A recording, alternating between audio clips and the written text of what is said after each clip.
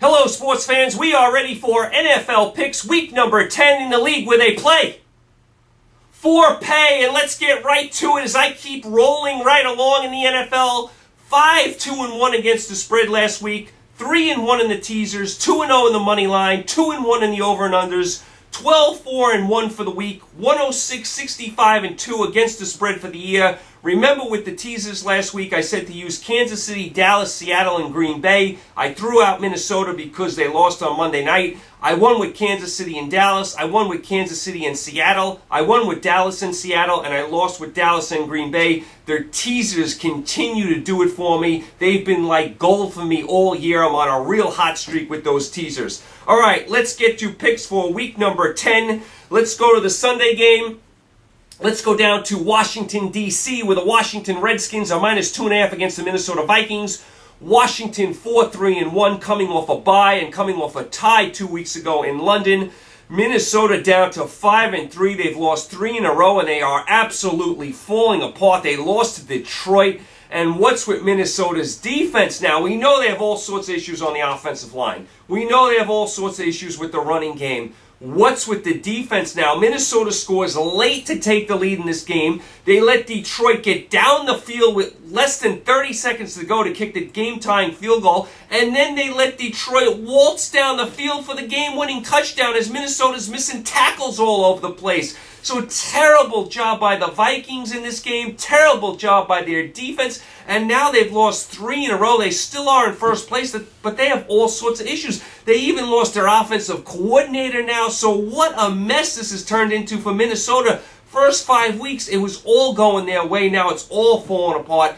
I got to go with Washington here. I just trust them more. I don't know what I'm getting with Minnesota now, especially on the defensive end. I know they're bad offensively. Now I don't even know if that great defense is going to be there for me. So I got to go with Washington this week. I'll take Washington -2.5 against Minnesota in D.C. That's pick number 1. Pick number 2. Let's go out to the desert in Arizona where the Arizona Cardinals are -13 against the San Francisco 49ers. Arizona 3-4-1, coming off a bye. They've been very disappointing this year. Let a couple games slip away. They've been bad on the road. Very disappointing Arizona this year. San Francisco 1-7, lost 7 in a row. Got obliterated at home by the Saints. San Francisco, what are you doing? And how about Chip Kelly? Chip Kelly goes, I'm not going back to college football. I'm an NFL coach. Chip Kelly, you may not have any choice but to go back to college football. You're going to get fired here. I don't know what NFL team in their right mind would hire you, after this mess. You fit more in college football. You fit at Oregon. Go win your 10 games in college football. Go beat up on Eastern Washington. Go run up the score. Go score your 56 points. Go for 2 every time every chance you can get. That's where Chip Kelly belongs in college football. He is not an NFL coach. This has been an absolute disaster.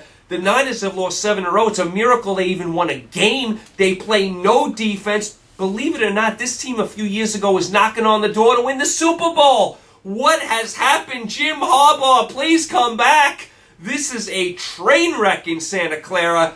I'm going at Arizona. I don't care if the spread was 25. I'm taking Arizona. You want to use this game in a teaser and move the line down. I'm sure that's where I'll go as well. You got to like Arizona. They got to win this game. They're desperate here. If they have any hope of doing anything, they have to win here. They will. They're not going to lose to the Niners at home. Look for Arizona to put up 50 here. I like the Cardinals in a big way. That's pick number 2. Pick number 3. Let's go out to beautiful San Diego where the San Diego Chargers are -3.5 against the Miami Dolphins. San Diego up to 4-5, beat Tennessee. Miami up to 4-4. Remember, they were 1-4, looked like a dead carcass. They have responded, won 3 in a row, beat the Jets. The J train continues to roll over 100 yards again. Now they got to go on the road. Remember, they've won all these games at home the last month. Now they got a long road trip. Chargers are tough at home.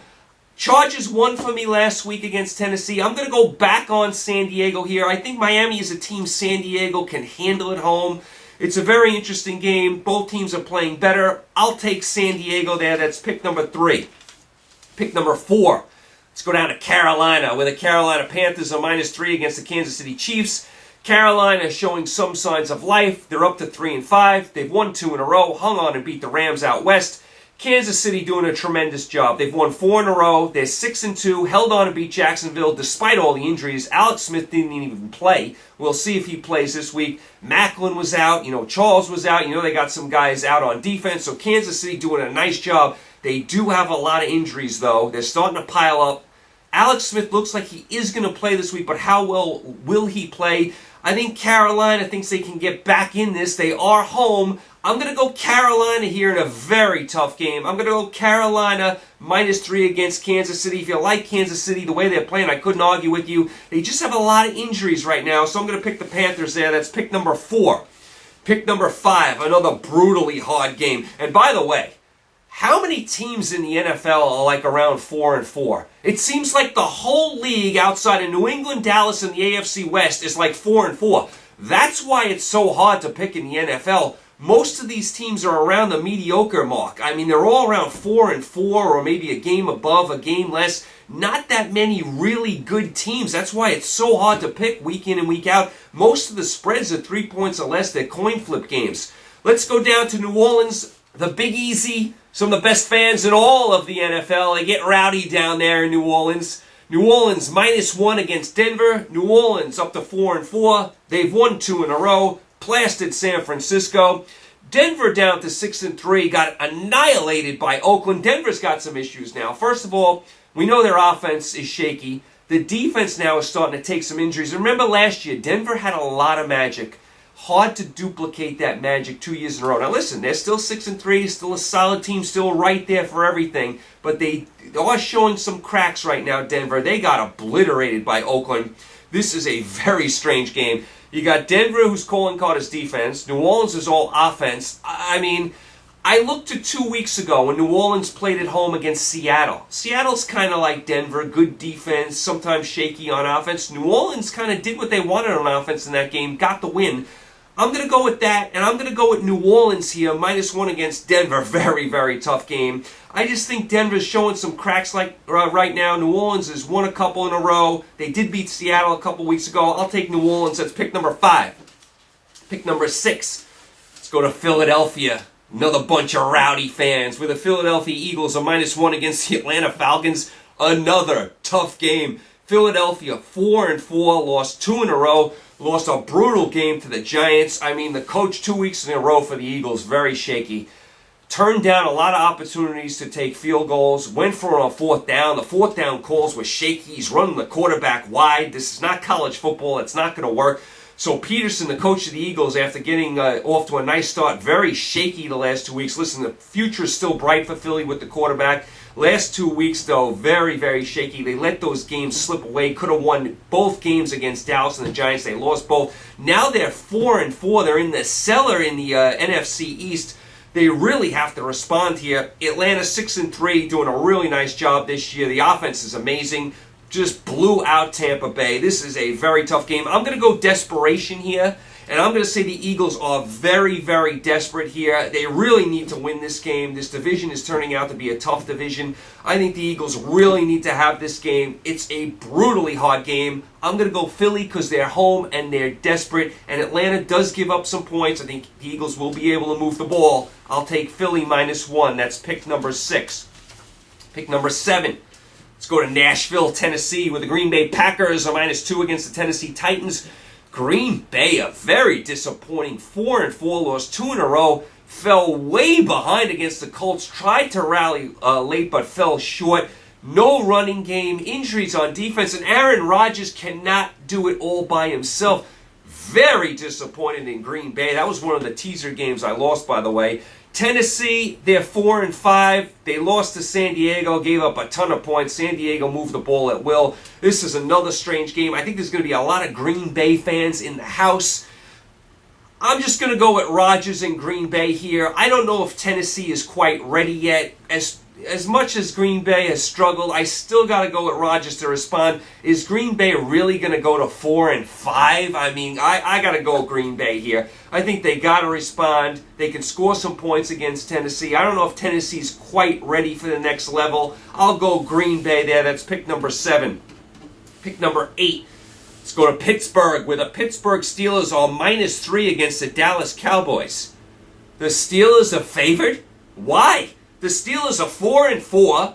They've lost 3 in a row. They got bombed by Baltimore. That score was not as close as the final score indicated. It was 21-0 at one point. And by the way, did you see that onside kick Pittsburgh tried at the end? One of the worst onside kicks in the history of football. Roethlisberger looks like he's still hurt. He had 60 yards passing midway through the fourth quarter. Steelers got all sorts of injuries all over the place. Like I said, Roethlisberger still looks banged up. Dallas is 7-1. They've won 7 in a row. Could be 8-0, and they blew out Cleveland. By the way, a lot of people liked Cleveland last week. I got a lot of messages saying the Browns were going to win. Not so fast. Dallas can do no wrong this year. Why is Pittsburgh favoring this game? Now, I know Pittsburgh's a very good home team, and maybe Roethlisberger gets a little more healthy this week. But how about showing some respect for Dallas? I mean, they're underdog here by 3 after what you've seen from Pittsburgh the last 3 weeks. Listen, I'm going to move this line to 9. I'm going to play Dallas in a teaser. So I'll take Dallas plus 9 and use them with a couple other teams. I got to take Dallas here to at least make it close. I mean, come on. You got to show some respect for Dallas. They're underdog here to a team that's lost 3 in a row. I'll take Dallas. I'll move the line up to 9. That's pick number 8. Pick number 9. Let's go to New England. With the New England Patriots are -7 against the Seattle Seahawks. New England 7-1, won 4 in a row, coming off a bye. Look like one of the best teams in football. Look like the favorite right now to get to the Super Bowl out of the AFC. I know the AFC West has some good teams, but you got to think New England's the favorite right now. Seattle 5-2-1, hung on and beat Buffalo last night. Defense didn't play all that great. They did respond at the end with the stand at the end, but Buffalo moved the ball a lot last night. Seattle did get the win, still a solid record. This is another game. I'm going to move the line. I'm going to move this line down to 1. I'm going to play New England in a teaser. I got to think New England at home is going to get through this game. Seattle, short week, had a tough game against Buffalo. Now they got to go across the country. Gave up a lot of points to Buffalo. You got to think New England's going to move the ball against them. I got to go Pats there. That's a must-watch game on Sunday, a terrific game. I'm going to go Pats there in a teaser. I'm going to move that line. That is pick number 9. And finally, pick number 10. The Monday night game in the Meadowlands in New Jersey, not too far from here, where the New York Giants are -2 against the Cincinnati Bengals. The Giants somehow are 5-3, hung on to beat Philly. You look at the Giants' record and you're like, the Giants are 5-3? Doesn't seem like the Giants have played all that great, but there they are at 5-3. Cincinnati 3-4-1 coming off a bye. They're a half a game out of first place. They're another team you look up and you say, how are they only a half a game out of first place? They haven't played all that great either. Spread's only 2 here. I thought it would be 3, 3.5. I'm going to go with the Giants. I think it's a field goal game, and I think the Giants win. Home, Monday night. I don't trust the Bengals all that much. They haven't impressed me at all this year. Even the game in London, they didn't impress me. So I am going to take the Giants -2 on Monday Night Football. That's pick number 10. There's 4 teams with a bye. Buffalo has a bye. They lost a tough game last night. Detroit has a bye. Detroit's doing a really nice job, the last month of the season.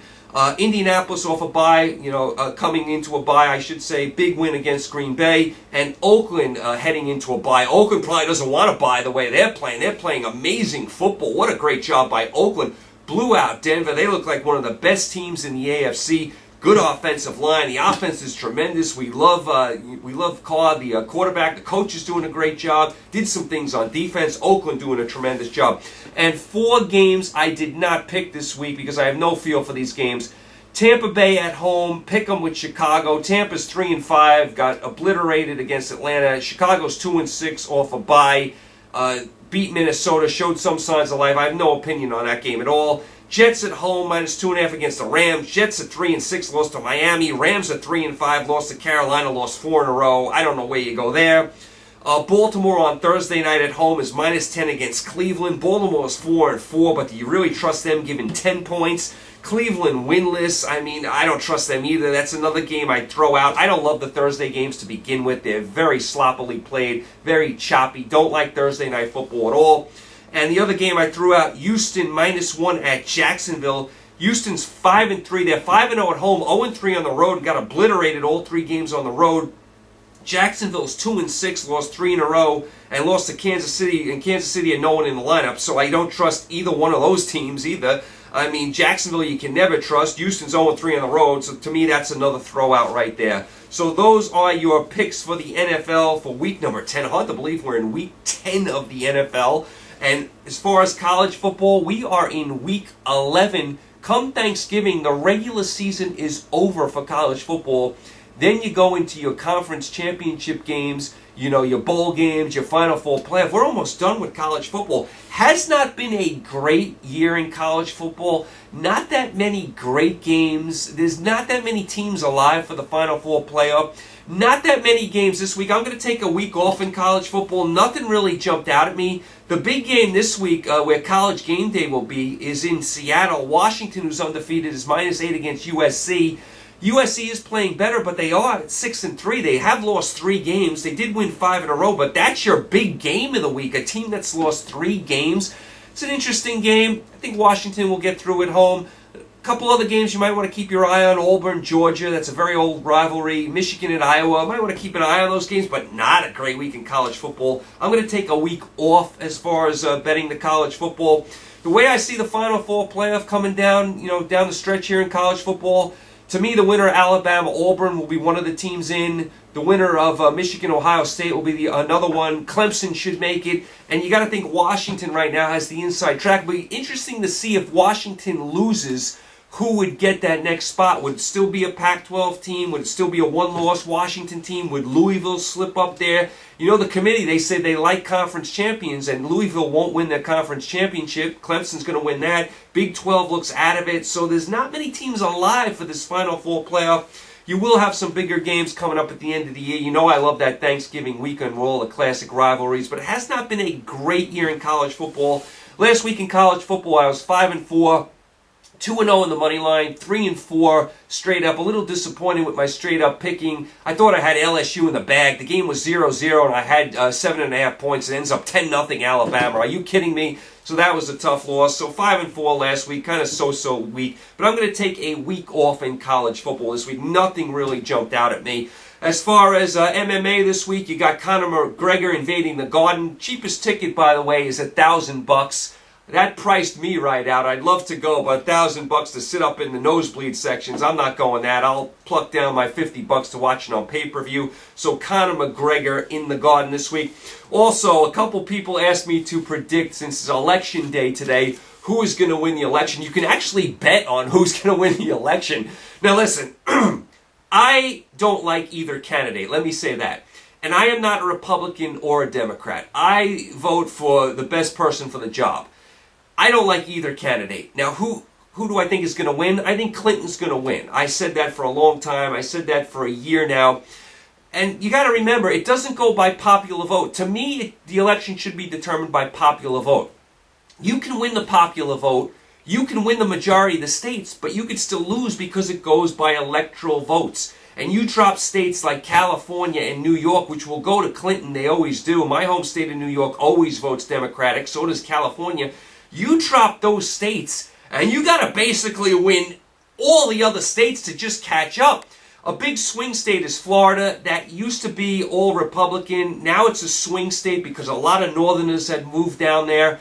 Usually the West Coast and the Northeast vote Democratic. The Midwest and the South vote Republican. Florida has become a swing state. If Trump has any chance of winning, he has to take Florida. If you ask me who's going to win, if you want to bet this thing, I would say Clinton. As far as who am I voting for, like I said, I don't like either candidate. I'm not a Republican or a Democrat.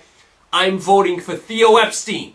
Theo Epstein, the president of the Cubs, who not only ended the curse with the Red Sox, ended the curse with the Cubs. Has anyone in the front office in any sport done a better job than Theo Epstein? Just think about that. One with the Red Sox and one with the Cubs. That is almost unfathomable. Theo Epstein is my pick for president, and his running mate, LeBron James, who ended Cleveland's drought. Cleveland had not won in any sport for forever. Cleveland rallied last year in the NBA Finals from 3-1 down to beat Golden State. LeBron James won the MVP, finally got Cleveland their title. So Theo Epstein and LeBron James get my vote for president in 2016. There you have it. You guys, thanks as always for the support.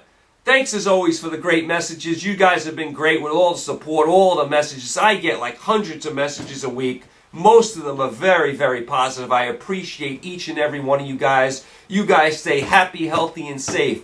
pick a lot of winners, make a lot of money, enjoy the games. I will talk to you guys very, very soon. Take care.